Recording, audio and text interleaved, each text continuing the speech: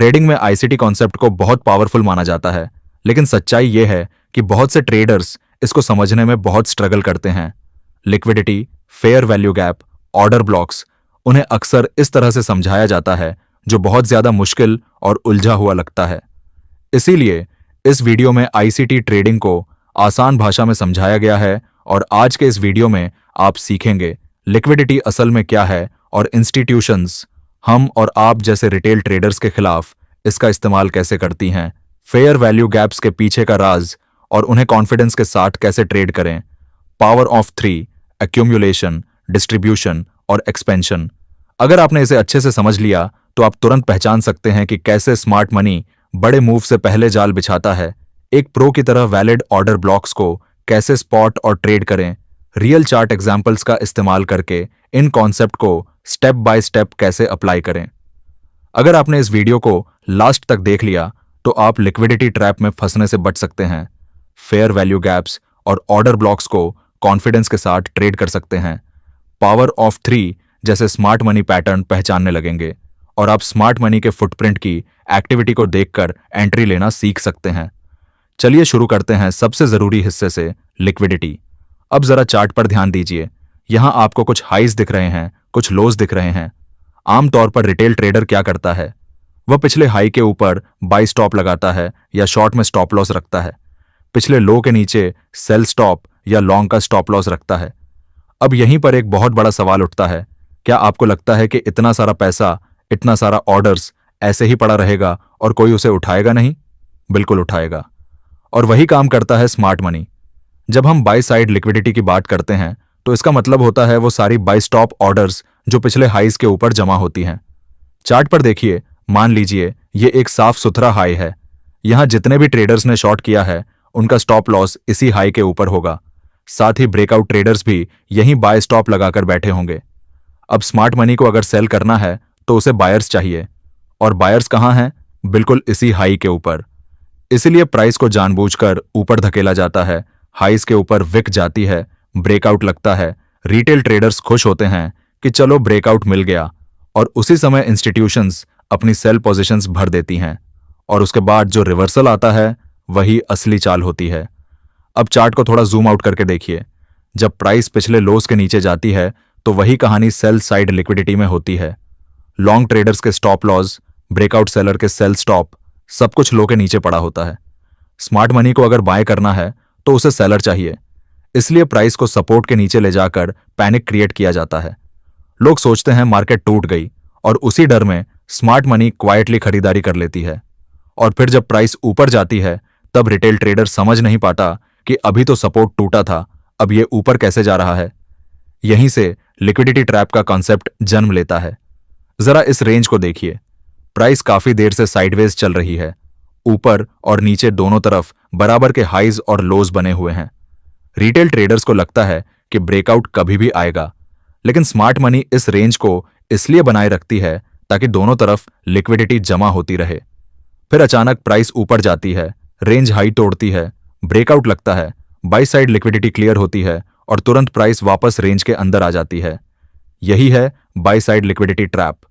और इसी तरह डाउन ट्रेंड में सेल साइड लिक्विडिटी ट्रैप बनता है, जहां हर रिट्रेसमेंट पर लोग लॉन्ग लेते हैं और प्राइस बस उनका स्टॉप लॉस लेने के लिए थोड़ी सी नीचे जाती है। अब इसी कहानी को आगे बढ़ाते हैं फेयर वैल्यू गैप के साथ। जब आप चार्ट पर एक बहुत तेज अग्रेसिव मूव देखते हैं जहां कैंडल्स बिना रुके भाग रही होती हैं, तो वहां एक इम्बैलेंस बनता है।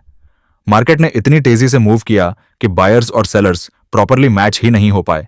इसी इम्बैलेंस को हम फेयर वैल्यू गैप कहते हैं। अब चार्ट पर ध्यान दीजिए, यहां 3 कैंडल्स हैं। पहली कैंडल का हाई और तीसरी कैंडल का लो बीच वाली कैंडल को टच ही नहीं कर रहा। यही गैप है, और मार्केट का एक बेसिक नियम है, जो इम्बैलेंस बनता है मार्केट उसे बाद में फिल करने की कोशिश करती है। अब बहुत सारे ट्रेडर्स गलती यहां करते हैं, वो हर गैप को एफवीजी मान लेते हैं, लेकिन स्मार्ट मनी फ्रेश गैप्स पर काम करती है। अगर प्राइस पहले ही उस गैप में वापस आ चुकी है तो वो गैप मिटिगेट हो चुका है, अब उसमें पावर नहीं बची। इसलिए आपको सिर्फ अनमिटिगेटेड एफवीजीज देखने हैं, और गैप जितना बड़ा होगा इम्बैलेंस उतना ही स्ट्रांग होगा। लेकिन एक बात याद रखिए, अगर गैप किसी ऑब्वियस सपोर्ट या रेजिस्टेंस के बहुत पास है तो वहां प्रोबेबिलिटी कम हो जाती है क्योंकि वहां पहले से ही बहुत सारे रिटेल डिसीजंस बैठे होते हैं। अब जरा स्ट्रक्चर पर ध्यान दीजिए। अगर मार्केट ने स्ट्रक्चर ब्रेक किया है, जैसे हायर हाई या लोअर लो बना है और उसके बाद एक फेयर वैल्यू गैप बनी है, तो वो गैप अक्सर स्मार्ट मनी का री एंट्री जोन होता है।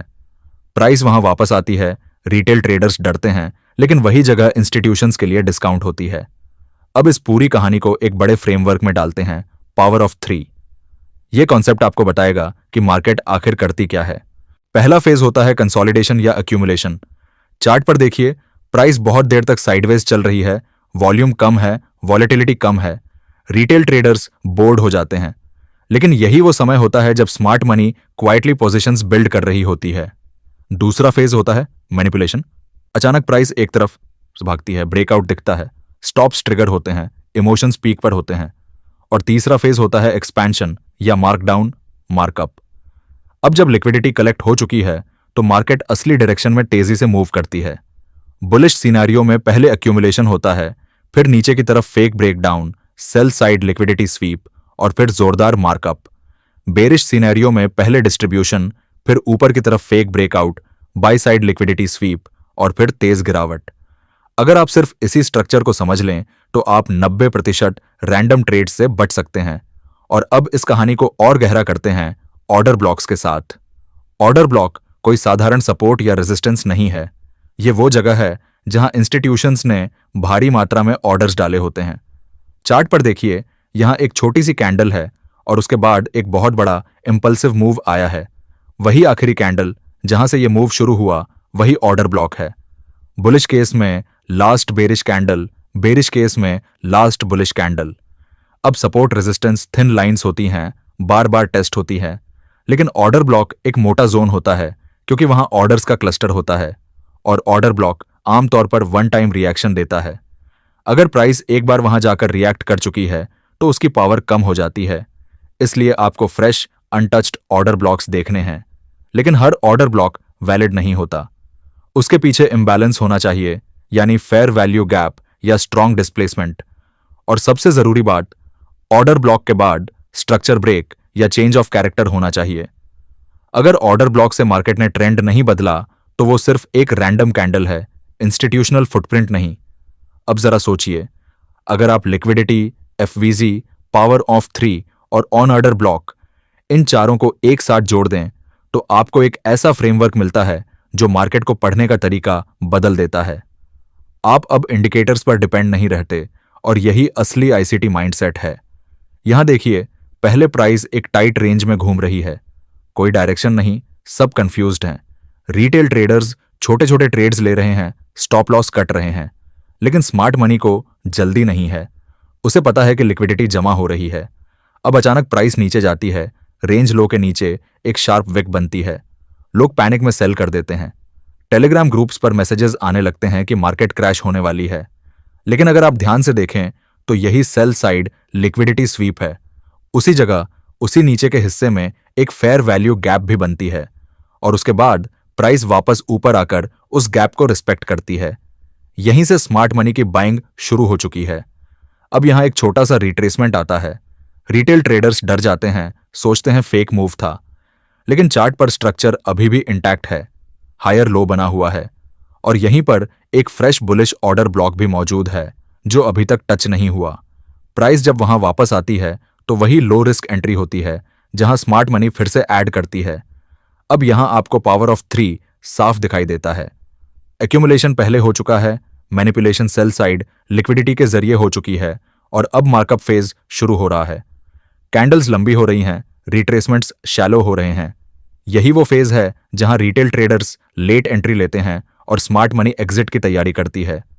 अब जरा ऊपर के हाइस पर ध्यान दीजिए। यहां फिर से बाय साइड लिक्विडिटी जमा हो रही है। जो ट्रेडर्स पहले डर के मारे सेल कर चुके थे, अब वो रिग्रेट में बाय कर रहे हैं। ब्रेकआउट ट्रेडर्स भी यही एंट्री लेते हैं और यही वो जगह है जहां स्मार्ट मनी धीरे धीरे प्रॉफिट बुक करती है। मार्केट ऊपर जाती है, हाइस के ऊपर विक बनती है और फिर एक डीप पुलबैक आता है। रिटेल ट्रेडर्स फिर कंफ्यूज्ड। अब अगर आप सिर्फ इंडिकेटर देखते तो शायद आपको यह सब रैंडम लगता, लेकिन लिक्विडिटी फ्रेमवर्क के साथ आपको साफ दिखता है कि यह सब प्लान्ड है। मार्केट पहले लिक्विडिटी लेती है, फिर इंबैलेंस बनाती है, फिर उसी इम्बैलेंस को फिल करती है और हर फेज में इमोशंस का इस्तेमाल करती है। अब इसी पूरे प्रोसेस को बेरिश साइड में देखिए। डिस्ट्रीब्यूशन फेज में प्राइस ऊपर रेंज बनाती है, लोग बाय करते हैं, कॉन्फिडेंस हाई होता है। फिर एक स्ट्रॉन्ग ब्रेकआउट आता है, बाय साइड लिक्विडिटी स्वीप होती है, ऊपर एक बिग विक बनती है। उसी मूव में एक बेरिश फेयर वैल्यू गैप भी बन जाती है। उसके बाद प्राइस नीचे आती है, उस गैप को रिस्पेक्ट करती है और वहीं से सेलिंग शुरू होती है। ऑर्डर ब्लॉक से रिजेक्शन मिलता है, स्ट्रक्चर ब्रेक होता है और मार्कडाउन फेज चालू हो जाता है। अब यहां एक बहुत इंपॉर्टेंट बात समझिए, आईसीटी कोई मैजिक नहीं है। यह आपको हर ट्रेड जीतने की गारंटी नहीं देता, लेकिन यह आपको गलत जगह ट्रेड लेने से बचाता है। यह आपको पैटर्न्स सिखाता है। यह आपको सिखाता है कि हर मूव में घुसना जरूरी नहीं, सही मूव का इंतजार करना जरूरी है। अब सोचिए, अगर आप सिर्फ यह सीख लें कि मार्केट पहले लिक्विडिटी लेती है फिर मूव देती है, तो आप कितने फेक ब्रेकआउट से बच सकते हैं। अगर आप सिर्फ यह समझ लें कि हर तेज मूव के बाद प्राइस इंबैलेंस को फिल करने आती है, तो आप कितने एफओएमओ ट्रेड्स से बच सकते हैं। और अगर आप ऑर्डर ब्लॉक और स्ट्रक्चर को सही से पढ़ना सीख लें, तो आपकी एंट्रीज कितनी क्लीन हो सकती है। यह पूरा फ्रेमवर्क आपको ट्रेडर से ऑब्जर्वर बनाता है। आप मार्केट से लड़ते नहीं, आप मार्केट को पढ़ते हैं। आप ये नहीं सोचते कि प्राइस ऊपर क्यों जा रही है या नीचे क्यों जा रही है। आप ये देखते हैं कि लिक्विडिटी कहां है, इंबैलेंस कहां है और स्मार्ट मनी क्या कर सकती है। और यही वजह है कि ज्यादातर सक्सेसफुल ट्रेडर्स इंडिकेटर्स नहीं, बल्कि प्राइस एक्शन और मार्केट स्ट्रक्चर पर भरोसा करते हैं। क्योंकि इंडिकेटर्स पीछे चलते हैं, लेकिन लिक्विडिटी और स्ट्रक्चर आगे की कहानी बताते हैं। अब वीडियो के अंत में मैं आपसे यही कहूंगा कि अगर आप आईसीटी कॉन्सेप्ट्स को सीखना चाहते हैं, तो उन्हें शॉर्टकट्स की तरह मत देखिए। इन्हें एक लैंग्वेज की तरह सीखिए। शुरुआत में वर्ड्स समझ नहीं आएंगे, लेकिन धीरे धीरे सेंटेंसेस समझ आने लगेंगे और एक दिन पूरा चार्ट आपसे बात करेगा। अगर आपको यह वीडियो समझ में आ रहा है, तो इसका मतलब है कि आप सही डायरेक्शन में सोच रहे हैं। ट्रेडिंग में पैसा बाद में आता है, पहले क्लैरिटी आती है। और क्लैरिटी तब आती है जब आप मार्केट को वैसे देखने लगते हैं जैसे वो असल में है, लिक्विडिटी का खेल।